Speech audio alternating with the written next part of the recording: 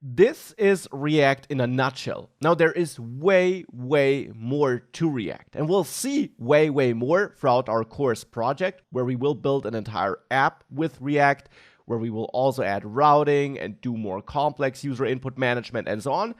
But for this refresher, we learned everything we need. Now, as I mentioned multiple times, really also take some dedicated React resources, no matter if that's my complete guide course or the official docs or any other tutorial, if you are serious about React.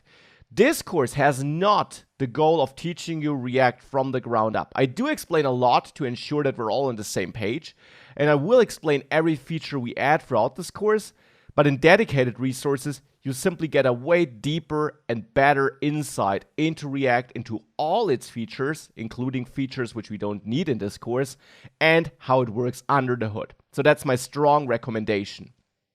From this refresher, the most important takeaway is that you understand that React is all about components, that components are functions that return JSX or JavaScript classes with a render method, which we don't use here though, that components can receive props to receive data from parent components, that props can also receive functions, pointers at functions, so that the child component, the component used in another component, can communicate back to its parent component, so to the component using it, and that you have this very important concept of state, which allows you to manage data that, when changed with one of the state updating functions, actually causes React to re-render the component and re-render the JSX code and re-evaluate what needs to be output on the screen. This is what allows you to render dynamic content with the help of React.